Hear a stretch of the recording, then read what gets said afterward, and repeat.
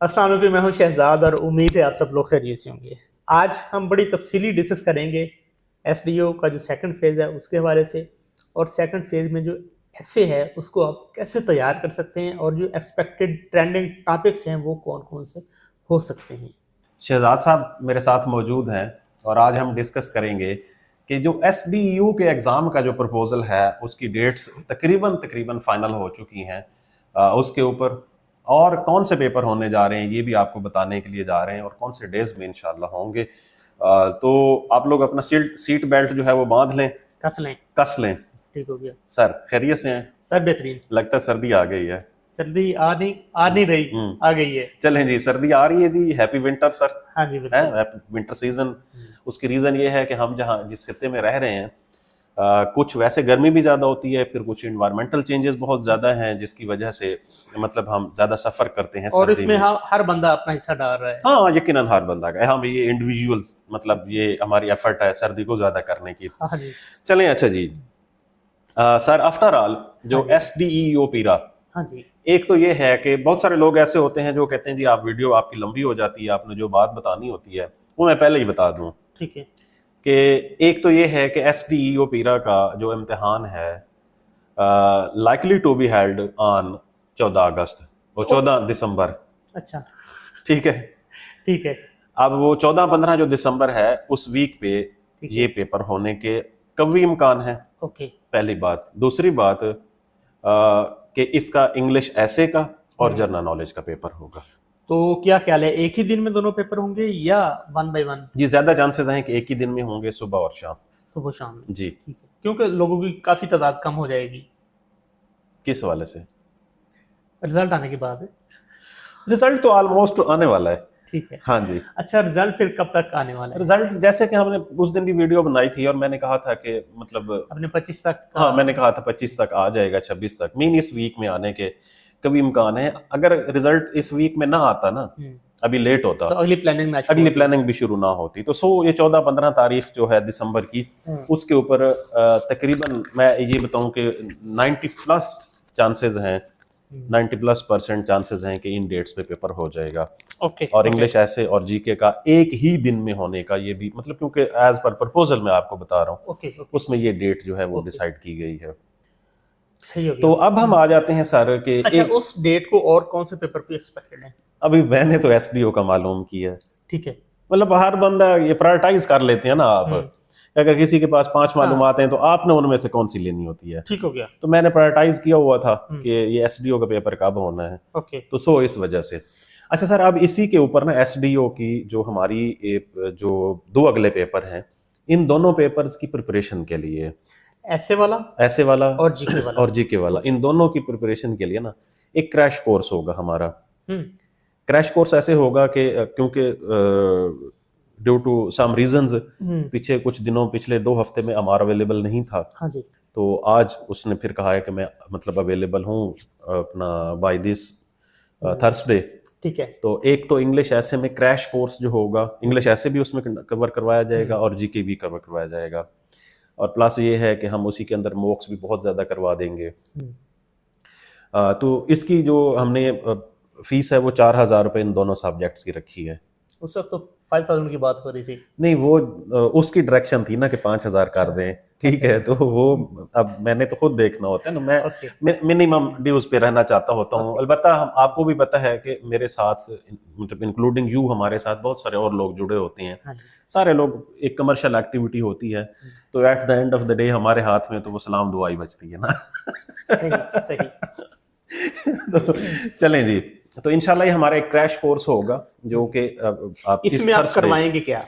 इसमें सर एक तो ये है कि इंग्लिश ऐसे के कोई मतलब 6-7 इंपॉर्टेंट टॉपिक्स जो होंगे उनके ऊपर ऐसे लिखवाया जाएगा, लोगों को बताया जाएगा कि हाउ टू राइट एन ऐसे, और फिर उनका ऐसे इवेलुएट किया जाएगा। यानी आप स्पेसिफिक टॉपिक कुछ कर लेंगे, उसके ऊपर लोगों की ग्रिप करवाएंगे। जी, ग्रिप मीन पता ही क्या होता है सर, अगर आपने इम्तिहान से पहले 7-8 टॉपिक्स लिख लिए हैं ना, चाहे वो किसी भी उन्वान के हवाले से हो, वो जो फियर है ना एक इंग्लिश ऐसे लिखने का, वो खत्म हो जाता है। फिर ये है कि आपके पास कुछ न कुछ वोकैबुलरी आ जाती है, फिर आपका दिमाग और हाथ दोनों साथ देते हैं, आइडिया आ जाता है, आप चीजों को फिट अगर करना हाँ, जानते हाँ हैं जी। तो उन चीजों को आप उधर रेट कर सकते हैं। और उस इसी में सर हमारा जो जीके का होगा वो भी इंशाल्लाह ऐड होगा, ठीक है। जनरल नॉलेज का। जीके में सिर्फ मॉक टेस्ट होंगे? नहीं नहीं, जीके में क्लासेस भी होंगी राइट नाउ, जैसे आज आपकी क्लासेस शुरू हो रही हैं आज से, ठीक है।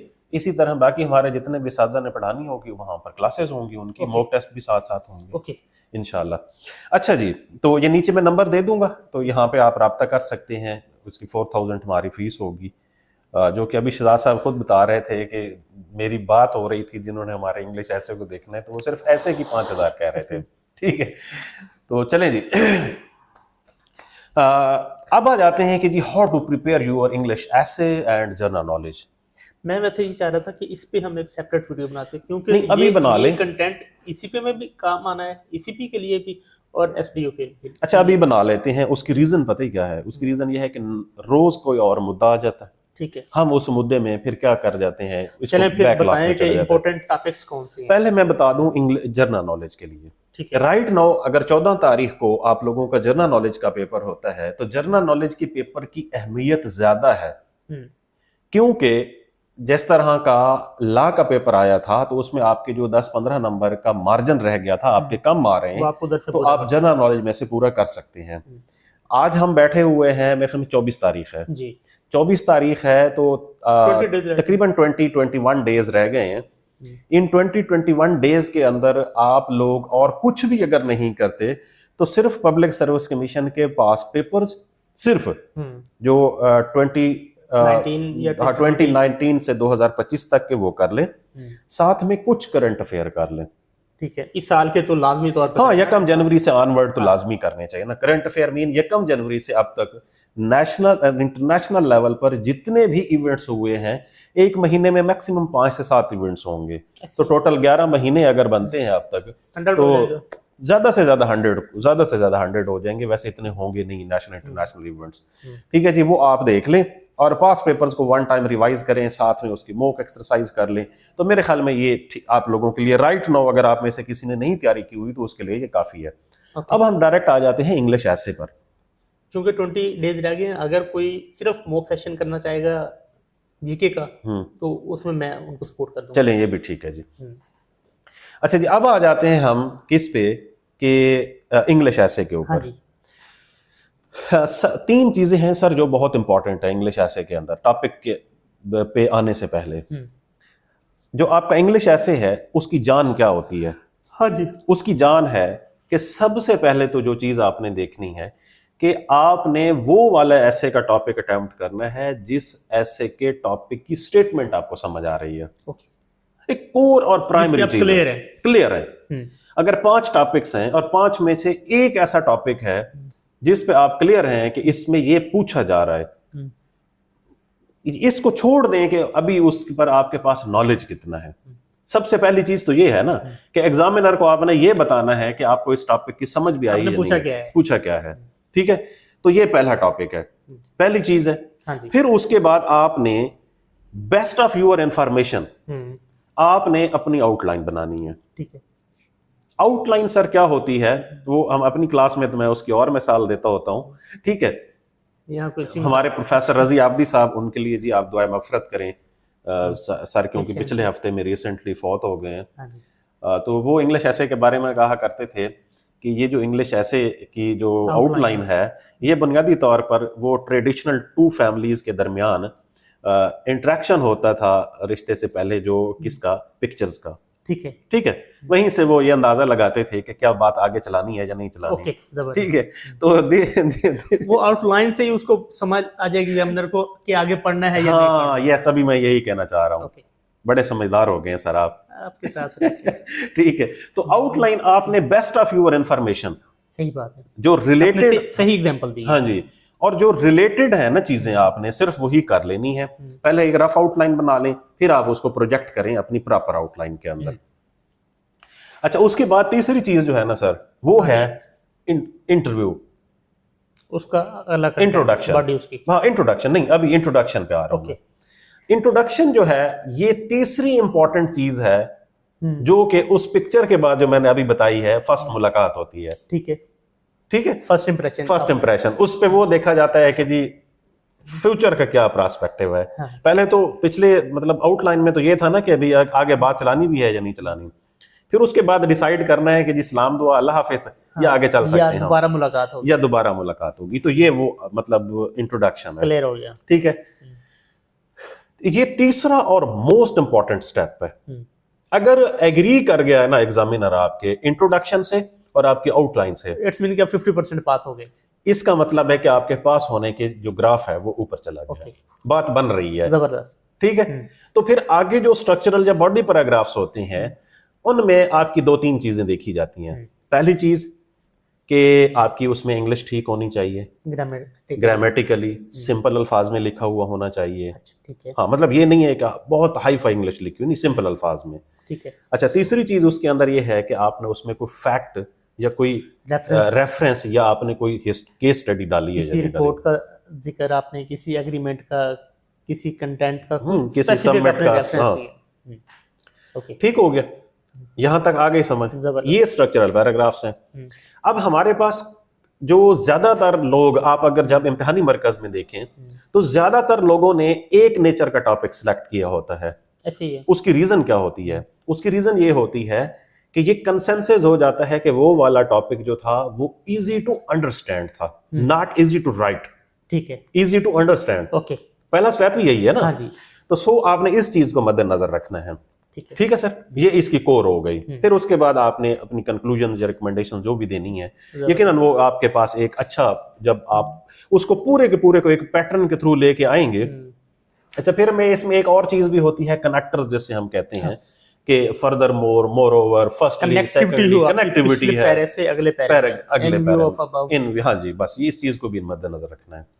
सिंपल, कूल, कंपोज रह के जो बंदा भी ऐसे लिखता है ना सर, उसके ऐसे के पास होने के चांसेस बहुत ज्यादा होते हैं। ओके, क्योंकि वो बैलेंस्ड कर रहा होता है चीजों को, वो एक स्ट्रीम पे नहीं जा रहा होता, एक्सट्रीम पे वो ना तो उस कंटेंट के बिल्कुल अपोजिट जा रहा होता है सीधा सीधा, और ना ही क्या कर रहा होता है उसके हक में जा रहा होता है, हालांकि एग्जामिनर ने कुछ और पूछा होता है। अब हम आ जाते हैं कि इंपॉर्टेंट टॉपिक्स कौन से हो सकते हैं। ठीक है, देखिए कुछ 4-5 टॉपिक्स तो ऐसे ही है ना कि जो राइट नाउ पूरी दुनिया के अंदर चल रहे हैं, ट्रेंडिंग है। एआई है, जैसे आर्टिफिशियल इंटेलिजेंस है, क्लाइमेट चेंज है, और न्यू वर्ल्ड ऑर्डर जो जिस पे आप कल बात कर रहे हैं। अच्छा, न्यू वर्ल्ड ऑर्डर जो है ना वो बहुत जरूरी है। मीन न्यू वर्ल्ड ऑर्डर से मुराद में हरगिज, जैसे कल मैं आपको बता रहा था, वो है न्यू वर्ल्ड ऑर्डर। ये वाला जो न्यू वर्ल्ड ऑर्डर आ रहा है ना जो सामने, ये तो बड़ा खतरनाक किस्म का ना, ये तो कैपिटलिज्म वाला है। कैपिटलिज्म के अंदर एक और चीज भी ऐड हो रही है कि वो कंट्रीज जिनके पास एटॉमिक पावर है उनकी कोई एग्जिस्टेंस बचेगी, बाकी किसी की नहीं बचेगी। ठीक है, ठीक है। तो आप जैसे वो एक इंग्लिश ऐसे आया था कि modern wars are not holy wars. ठीक है, ठीक है, क्यों? क्योंकि उसके अंदर एटॉमिक बॉम्ब्स वगैरह ATC सारा कुछ चलता है, तो उसके बाद जो है ना वो सारा प्रोसेस होता है। उसके बाद सर क्या है, ये तो कुछ चीजें ऐसी हैं जो कि हम कह सकते हैं कि मॉडर्न ट्रेंडिंग में है। कुछ ऐसी चीजें होती हैं जो हमारी रीजनल कनेक्टिविटी में आती हैं। अच्छा, ठीक है, लाइक पाकिस्तान के गवर्नेंस इश्यूज। राइट नाउ जो हमारा गवर्नेंस मॉडल है कि उसको इम्प्रूव करने के लिए चीजें कर रहे हैं ना, तो इसका मतलब यह है कि गवर्नेंस के लैब्स हमारे पास मौजूद हैं। पॉपुलेशन है। अच्छा, उसके बाद पॉपुलेशन के ऊपर बहुत ज्यादा बात हो रही है इस वक्त कि हमारे पास जो पॉपुलेशन है वो बहुत तेजी से बढ़ रही है। कॉन्स्टिट्यूशनल अमेंडमेंट्स जो हैं जी, वो तो उसके अंदर आ गए ना हमारी, मतलब गवर्नेंस के अंदर आ गए। ठीक है। अच्छा, उसके बाद है हमारे पास जो नेचुरल रिसोर्सेज हैं, इनका प्रॉपर यूज नहीं है हमारे पास। यूज और प्रॉपर यूज बड़ी मुख्तलिफ चीजें हैं। इसके लिए मतलब नेचुरल रिसोर्सेज पाकिस्तान के पास जितने भी कुदरती वसाइल हैं उनके ऊपर। अच्छा, फिर अब जैसे ही हमारे पास ये जो सीजन आया है, विंटर सीजन, इस सीजन में हमारे पास क्या होता है, इन्फ्लेशन बढ़ती है। इन्फ्लेशन एक इशू है। ठीक है। अब एजुकेशन एक मोर इम्पॉर्टेंट इशू है। लाइक जैसे अभी आ रहा है कि फ्यूचर में जो एजुकेशन का इंस्टीट्यूशन है, मीन जो डिपार्टमेंट्स हैं या मिनिस्ट्रीज हैं, ये फेडरल को चली जाएंगी। तो एजुकेशनल जो, चाहे वो क्राइसिस हम कहें या एजुकेशनल इश्यूज, वो चाहे स्कूल एजुकेशन के हैं, अगर आप डिपार्टमेंटल रिफॉर्म्स, हाँ, जैसे चलो ये अच्छा वर्ड है, स्ट्रक्चर रिफॉर्म्स हमारे पास। अब इनफैक्ट तो ये गवर्नेंस की एक मतलब उसी का नीच हो गई ना। तो ये हो गया कि क्या कि ये उसका सब टॉपिक है कि मीन हमारे पास इंस्टीट्यूशनल रिफॉर्म्स होनी चाहिए। ये पहले इस पे आया था ब्यूरोक्रेटिक रिफॉर्म्स, अब तो इंस्टीट्यूशनल रिफॉर्म्स की जरूरत है। ऐसे ही है। अच्छा, दूसरी बात है पब्लिक प्राइवेट पार्टनरशिप। ये हमारे पास जैसे गवर्नमेंट ऑफ पंजाब का ये प्लान है कि जितने भी अब वो स्कूल्स जो अभी तो राइट नाउ तो आउटसोर्सिंग हो रही है ना जिन स्कूल्स की, ये मुस्तकबिल में अगर बढ़ती है तो ये एक पब्लिक प्राइवेट पार्टनरशिप मॉडल होगा, इसके ऊपर भी आ सकता है।